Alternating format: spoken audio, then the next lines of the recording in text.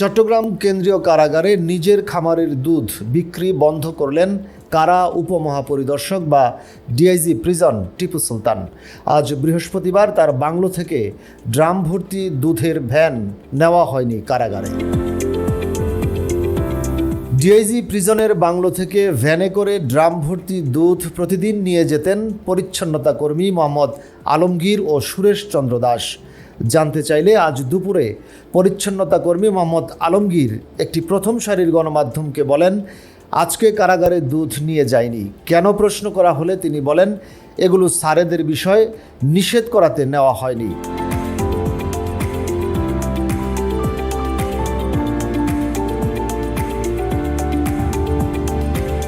এ ব্যাপারে জানতে চট্টগ্রাম বিভাগের ডিআইজি প্রিজন টিপু সুলতানকে ফোন করা হলে তিনি না ধরায় তার বক্তব্য জানা যায়নি। টিপু সুলতান চট্টগ্রামে যোগ দিয়েছেন গত বছরের 4 ফেব্রুয়ারি। ময়মনসিংহ থেকে আসার সময় গরুগুলো সঙ্গে নিয়ে আসেন, তখন থেকেই তিনি কারাগারে দুধ বিক্রি করে আসছেন।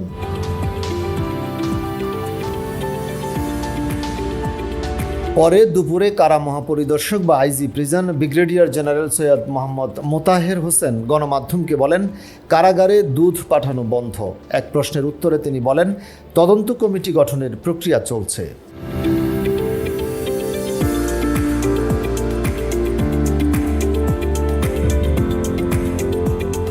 বৃহস্পতিবার দেশের প্রথম সারির সেই গণমাধ্যমে চট্টগ্রাম কারাগারে দুধ বিক্রি করছেন ডিআইজি প্রিজন শিরোনামে একটি প্রতিবেদন প্রকাশিত হয়।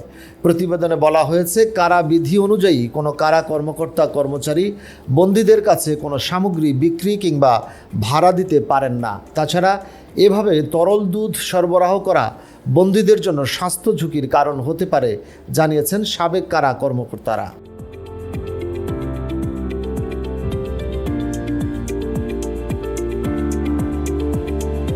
ডিআইজি প্রিজনের কার্যালয় নগরের লালদিঘির পাড়ে চট্টগ্রাম কেন্দ্রীয় কারাগারের পূর্বের সীমানা দেয়াল সংলগ্ন এলাকায়। কার্যালয়ের পাশেই তার বাংলোর সামনে 13টি গরু বাছুর পালন করেন তিনি। এগুলো দেখভাল করেন সরকারি বেতনভুক্ত কারাগারের 4 পরিচ্ছন্নতা কর্মী বা সুইপার।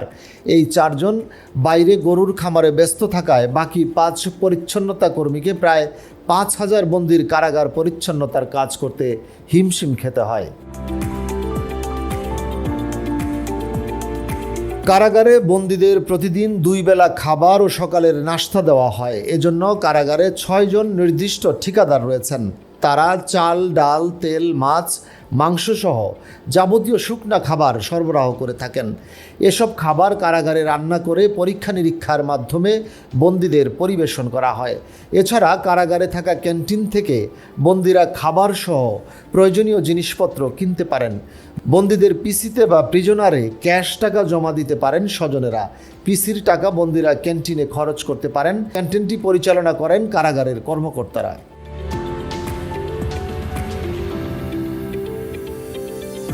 বাইরে থেকে দুধ সহ রান্না করা কোনো খাবার কারাবন্দীদের দেওয়ার নিয়ম নেই, কেউ দিতেও পারে না। কিন্তু ডিআইজি প্রিজন টিপু সুলতান নিয়ম মানেননি। 10 মাস ধরে নিয়মিত তার খামার থেকে গড়ে 20 লিটার করে দুধ কারা ক্যান্টিনে সরবরাহ করা হতো।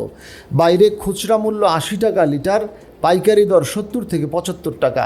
ডিআইজি প্রিজন কারাগারে বিক্রি করেছেন 100 টাকা দরে। সেই হিসাবে দৈনিক 2000 টাকা এবং প্রতি মাসে 60,000 টাকার দুধ বিক্রি করতেন তিনি। এর আগে বিষয়টি নিয়ে চট্টগ্রাম বিভাগের ডিআইজি প্রিজন টিপু সুলতান এর কাছে জানতে চাইলে মঙ্গলবার তিনি বলেছিলেন, দুধ অত বেশি দিই না, সামান্য, দামও বেশি রাখি না, এতে অসুবিধা কি, আগেও দিয়েছি। কারাসূত্র জানায়, চট্টগ্রাম কেন্দ্রীয় কারাগারে গড়ে 5000-এর বেশি বন্দী থাকেন। গতকাল ছিলেন 4300 জন। এসব বন্দীর জন্য 16 থেকে 17 জন পরিচ্ছন্নতা কর্মীর দরকার। আছেন 9 জন। এর মধ্যে 4 জন ডিআইজি প্রিজনের গরুর খামারের দেখভাল করেন।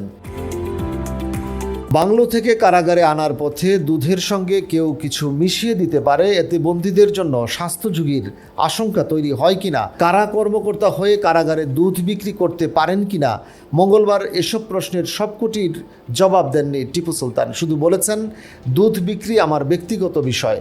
4 জন পরিচ্ছন্নতা কর্মী কারাগারের কাজ বাদ দিয়ে আপনার খামারে কাজ করছেন কোন নিয়মে? এমন প্রশ্নের জবাবে ডিআইজি প্রিজন বলেন, আগে লোকজন আরও বেশি ছিল, আমি কম ব্যবহার করছি।